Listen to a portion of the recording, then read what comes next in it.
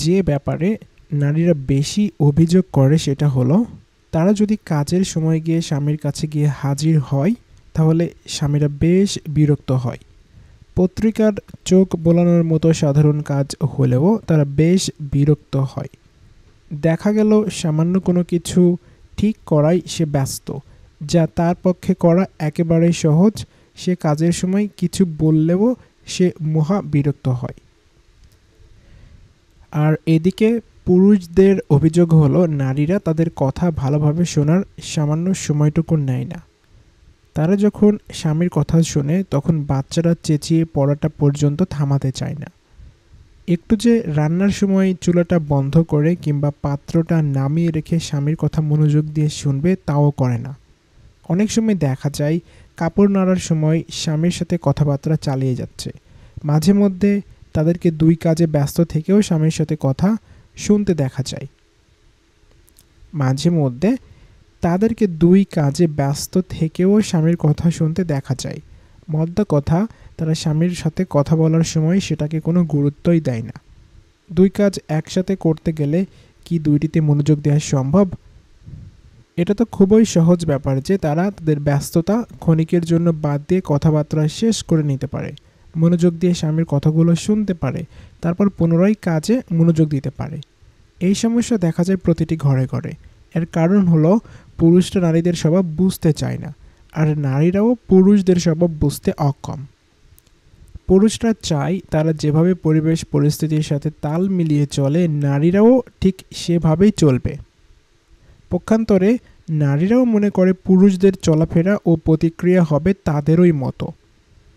আমরা যেমন মন মানসিকতার বিবেচনায় নারীদের মতো নয়, তেমনি তাদের মন মানসিকতাও পুরোপুরি আমাদের মতো নয়। এই পার্থক্যটা না বোঝার কারণেই যত ঝগড়া বিবাদ দেখা দেয়। পুরুষরা যদি জেনে নেই যে নারীদের সাথে কিভাবে চলতে হয়, আর নারীরাও যদি পুরুষদের সাথে কিভাবে চলতে হয় তা বিবেচনা করে, তাহলে সমস্যা অনেকাংশেই দূর হয়ে যায়। এতে করে ভুল ব্যাখ্যার কারণে উভয়ের মধ্যে যে বিপদগুলো দেখা দেয় তাও অনেক কমে যায়। পুরুষরা নারীদের কথাবার্তাকে অপছন্দ করে না। তাদের সাথে কথা বাদ দিয়ে পড়ায় মগ্ন থাকাও তারা পছন্দ করে না। তারা এটাও কখনো মনে করে না স্ত্রীর সাথে কথা না বলে মনোযোগ দিয়ে নষ্ট কলটাই ঠিক করতে হবে। তবে এই সকল ক্ষেত্রে তাদের যেটা অপছন্দ সেটা হচ্ছে হঠাৎ করে কথা শুরু করে দিয়ে কাজে ব্যাঘাত ঘটানো। আর দেখা গেল এই কাজের সাথে স্ত্রীর কোনো সম্পর্ক নেই। এদিকে নারীরাও পুরুষদের সাথে কথা বলতে অপছন্দ করে না। তারা কখনো মনে করে না অঙ্কের সমাধান তাদের স্বামীর সাথে কথাবার্তার চাইতে বেশি গুরুত্বপূর্ণ। রান্না করার সময় স্বামী যে বিষয়ে কথা বলতে হাজির হয় রান্না সেটা থেকেও বেশি গুরুত্বপূর্ণ। দুই কাজে একসাথে ব্যস্ত থেকেও কথা চালিয়ে যাওয়ার সময় এটা ভাবার কোনো কারণ নাই যে তারা আসলে এই কথাবার্তার কোনো গুরুত্ব দিচ্ছে না, কিন্তু তারা স্বামীদের সাথে কথা বলার সময় যে কাজগুলো চালিয়ে যায় সেগুলো একান্তই তাদের কাজ। এর সাথে স্বামীর কথার কোনো সম্পর্ক নেই। এর কারণ হলো পুরুষ হলো অনেকটা বাক্সের মতো আর নারী হলো ডালপালার মতো। এই কথার অর্থ কী? অর্থ হলো পুরুষের মন মানসিকতা কতগুলো বাক্সের মতো। তার কাজ, ভাবনা ও মনোযোগ যেন আলাদা আলাদাভাবে বিভিন্ন বাক্সে বন্দি হয়ে আছে। কাজকে সে রেখে দিয়েছে কিছু বাক্সে বন্দি করে, আর পরিবারকে রেখে দিয়েছে কিছু বাক্সকে বন্দি করে। কিছু বাক্সকে রেখেছে তার খেলাধুলাকে। তাই সে যখন কোনো কাজ করতে যায় কিংবা কোনো সমস্যার সমাধান করতে চায় তখন সে তার নির্দিষ্ট কোনো একটি বাক্স খুলে সেই কাজ করতে নেমে পড়ে কিংবা সমস্যার সমাধান করে। আর বাক্সটা খুলেই সে তাতে ঢুকে পড়ে। তখন অন্য বাক্সগুলো শক্তভাবে বন্ধ থাকে। সোজা কথা, সে একসাথে দুটি বাক্স খুলতে পারঙ্গম নয়। এটা করতে গেলে সে কিছুটা ভ্যাবাচ্যাকা খেয়ে যায়। সে যখন কোনো বাক্স খোলে তখন সেটা নিয়েই সে ব্যস্ত হয়ে পড়ে। মনে হয় যে অন্যগুলো তার চোখেই পড়ে না। আর এটাই হচ্ছে মূল রহস্য, যা আমাদেরকে বলে দেয় যখন স্বামী কোনো কাজে ব্যস্ত থাকে তখন স্ত্রী যদি এসে তার কাজে ছেলেমেয়েদের নামে বিচার দেয় তখন কেন সে ত্যক্ত বিরক্ত বোধ করে। সোজা কথা, তার স্ত্রী তখন নতুন একটি বাক্স খুলে বসে থাকে। এতে করে সে যে বাক্সটার দিকে মনোযোগ দিয়েছিল সেটা থেকে তার মনোযোগ ছিটকে যায়। তাই সে যখন বিরক্ত হয় তখন বউয়ের উত্থাপিত বিষয়বস্তুর জন্য বিরক্ত হয় না, বিরক্ত হয় শুধুমাত্র এই জন্য যে আরেকটি বাক্স খোলা হয়েছে। আমরা হয়তো একটু লক্ষ্য করলে দেখতে পাবো যে সে যখন বাড়ি ফিরে আসে তখন সে তার স্ত্রীর কাছে নতুন করে জানতে চায় তার কাজের সময় স্ত্রী যে বিষয়ে কথা বলতে চেয়েছিল সেটি যেন কী ছিল। এতে করে স্ত্রীও এই ভেবে অবাক হতে পারে যে স্বামী তাহলে তখন হুম হ্যাঁ করে যা শুনছিল তখন আসলে তা মোটেও মনোযোগ দিয়ে শুনছিল না। তারপর নতুন করে যখন স্ত্রী তাকে আগের কথা বলে তখন তার প্রতিক্রিয়া দেখে আরও অবাক হয়। স্বামী যেন নতুন কোনো বিষয়ে মনোযোগ দিয়ে শুনছে। তাকে বুঝতে হবে যে ইতিপূর্বে যখন তাকে একই বিষয়ে বলা হয়েছিল তখন আসলে সে তার বাক্সে বন্দি ছিল, আর তার সামনে যখন স্ত্রী আরেকটি বাক্স খুলে বসলো তখন তার মেজাজ বিগড়ে গেছে। এটাই হচ্ছে পুরুষের স্বভাব। যখন সে ফুটবল দেখে তখন সে দুনিয়ার সব কিছু ভুলে যায়।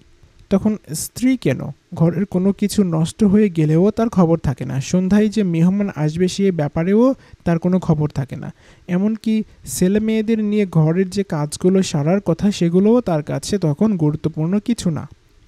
সে তো এখন নির্দিষ্ট একটা বাক্স খুলে তার মধ্যে ঢুকে মগ্ন হয়ে আছে। আর এদিকে পুরুষ যখন কোনো ম্যাচ দেখায় বুঁদ হয়ে আছে তখন স্ত্রী যখন কোনো সমস্যা নিয়ে আসে সে মনে করে তার সমস্যাটা এই ম্যাচ থেকে আরও গুরুত্বপূর্ণ কিছু। আসলে ব্যাপারটা কিন্তু তা না। স্ত্রীর বুঝতে হবে যে এখানে বড় সমস্যা হচ্ছে সে স্বামীর ইচ্ছার বিরুদ্ধে আরেকটা বাক্স খুলে বসে আছে, আর সেই মুহূর্তে স্বামী যে বাক্সে স্বেচ্ছাবন্দী হয়ে আছে স্ত্রী তাকে সেখান থেকে জোর করে বের করে নিয়ে আসতে যাচ্ছে। আর সেই মুহূর্তে স্বামী যে বাক্সে স্বেচ্ছাবন্দী হয়ে আছে স্ত্রী তাকে সেখান থেকে জোর করে বের করে নিয়ে আসতে চাচ্ছে। যে করেই হোক তাকে নতুন বাক্সে পুরে শান্ত হবে।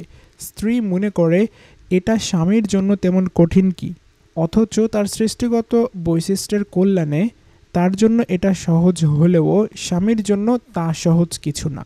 আর সেই মুহূর্তে তার সাথে স্বামী যে প্রতিক্রিয়াগুলো দেখাবে সেখানে কোনো ধরনের উচ্ছ্বাসের লেশমাত্র থাকবে না, উত্তরগুলোও দেবে ত্যক্ত বিরক্ত ভাব দেখিয়ে। সেজন্য বলতে চাইবে আমাকে আমার মতো থাকতে দাও তো।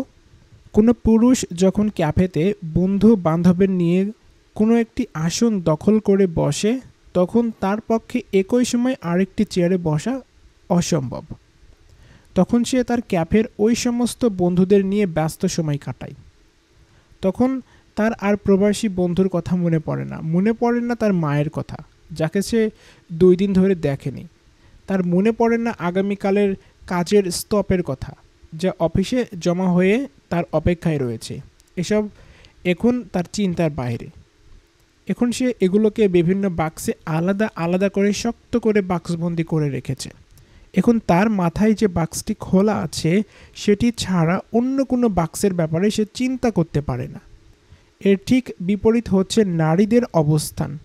চুলায় রান্না চড়িয়ে দিয়ে তরকারি নাড়তে নাড়তে সে তার 2 দিন ধরে দেখা না পাওয়া মায়ের কথা মনে করতে থাকে। সে চিন্তা করতে থাকে তার বান্ধবীর সেই সমস্যার কথা যে ব্যাপারে তারা গতকাল আলাপ করেছিল। কাল সেলের পরীক্ষা, কিভাবে তাকে ভালোভাবে প্রস্তুত করা যায়। তার স্বামী বাসায় একটি দাওয়াতের আয়োজন করেছে, সে বিষয়ে কি ব্যবস্থা নেওয়া যায়। দেখা গেল সে দিনটা রোজার দিন মাত্র, তবুও চিন্তা করছে ঈদের কেনাকাটা কি করা যায়। মায়ের জন্য মন কাঁদা, বান্ধবীর সমস্যা, সেলের পরীক্ষা, স্বামীর দাওয়াতের আয়োজন এবং ঈদের কেনাকাটা, দুনিয়ার এই সকল চিন্তা কিন্তু রান্নায় তার মনোযোগে কোনো ধরনের ব্যাঘাত সৃষ্টি করে না। এভাবেই একজন নারী একই সময় বিভিন্ন ডালপালায় ঘুরে বেড়াতে পারে। একজন পুরুষের সম্পূর্ণ বিপরীতে সে একই সময়ে 2টি খোলা বাক্স নিয়ে নিজের কাজ স্বাচ্ছন্দ্যে চালিয়ে যেতে পারে। সে কারো চাপে নয় বরং স্বেচ্ছায় একাধিক বাক্স খুলে মনের আনন্দে কাজ চালিয়ে যেতে পারে। তাই তো আপনি যখন তার সাথে কথা বলেন তখন সে তার হাতের কাজ ছেড়ে মনোযোগ দিয়ে আপনার কথা শোনার কোনো প্রয়োজন মনে করে না। তার নিজের কাজ এবং আপনার সাথে আলাপচারিতা দুটি চালিয়ে যেতে পারে। আপনি যেমন কাজের সময় নিজেকে বাক্সবন্দি মনে করেন তেমনি তাকেও তেমনটা মনে করে বসে থাকেন।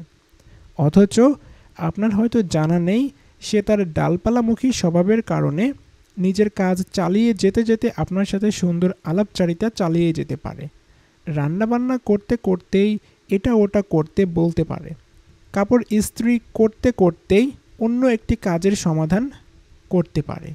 ছেলে মেয়েকে পড়াতে পড়াতে ঘরের দৈনন্দিন হিসাব ছেড়ে ফেলতে পারে। মধ্য কথা, অনেকগুলো বাক্স একসঙ্গে খোলা দেখলেও সে মোটেও ভয় পায় না। পুরুষদের মতো এই ধরনের একাধিক বাক্স তার মনে কোনো ধরনের অস্বস্তির সঞ্চার করে না। এমনও দেখা গেছে একসঙ্গে অনেকগুলো ডালপালার মধ্যে ঘুরে বেড়ানোর অভ্যাসের কারণে তাদের অনেকেই শুধুমাত্র একটি কাজ করে কোনো মজা পায় না। আপনার এ বিষয়ে চরম আত্মবিশ্বাস থাকতে হবে যে সে যখন বই পড়ার সময় তার কোলের বাচ্চাকে দুধ খাওয়ায় তখন ভয়ের কোনো কারণ নেই।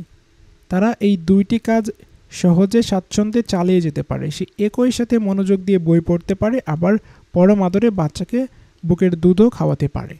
এই দুই কাজ একসাথে করতে গিয়ে সে না বইয়ের কোনো লাইন বাদ দেবে, না তার বাচ্চা দুধ খেতে গিয়ে বেকায়দায় পড়ে যাবে।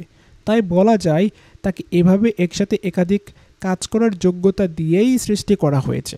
একটু লক্ষ্য করুন, পুরুষ আর নারীদের কথা কিভাবে শুরু হয় আর কিভাবে শেষ হয়। পুরুষদের আলাপচারিতা শেষ হয় তার অর্থনৈতিক অবস্থার বর্ণনা দিয়ে।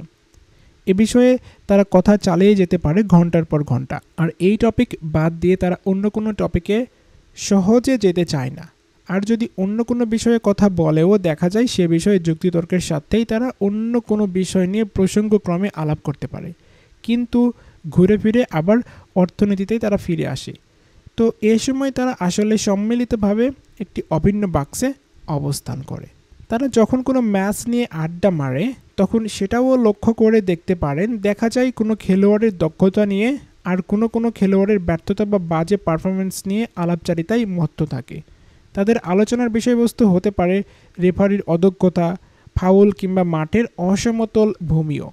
কিন্তু লক্ষ্য করলে দেখবেন তারা মাঠে ফিট করা প্লে কার্ডগুলো অথবা ঘাসের কার্পেটের দাম নিয়ে আলোচনা করতে যাবে না। মাঠের দিকে ছুঁড়ে মারা খালি কোকের বোতলগুলো কে পরিষ্কার করবে সেটা নিয়েও তাদের কাউকে মাথা ঘামাতে দেখা যাবে না। এমনকি তর্কের খাতিরে হলেও অন্য কোনো প্রসঙ্গে পুরুষরা তাদের আলাপচারিতায় বিষয়বস্তু সহজে পাল্টাতে চায় না।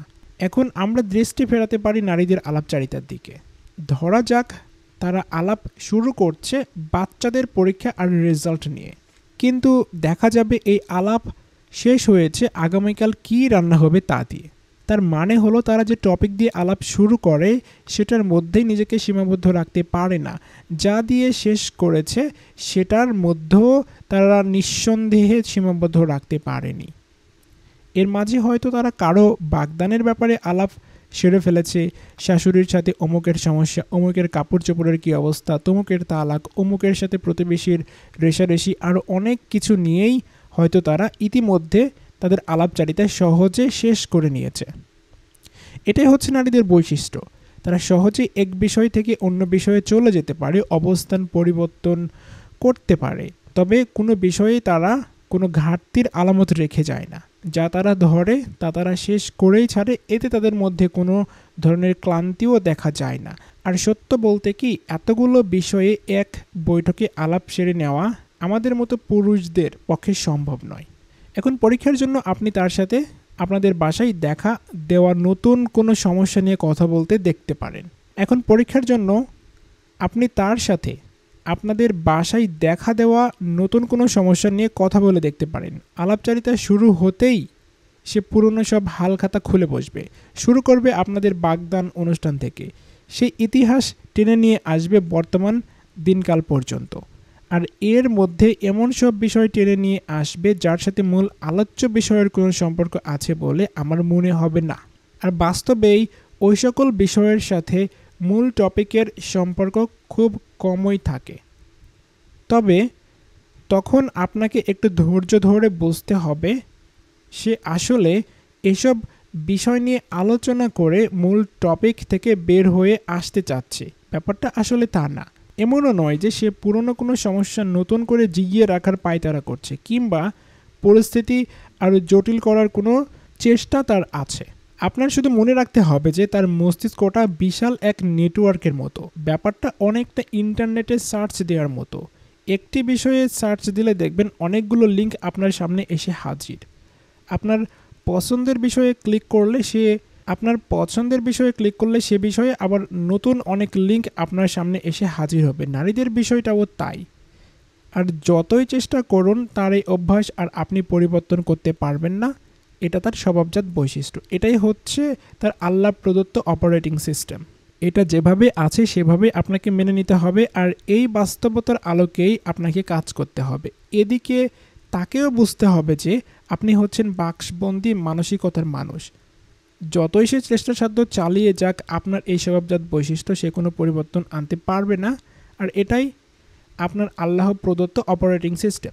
আর এই বাস্তবতার আলোকেই তাকে আপনার সাথে কাজ করতে হবে। এই বিষয়টা জানাবার জন্য তাকে এটা পড়তে দিন। যদি এই বিষয়ে এর চেয়ে ভালো কিছু থাকে তাহলে সেটাই পড়তে দিন। সবচাইতে ভালো হয় এগুলো যদি আপনারা দুজনে একসাথে মিলে পড়েন।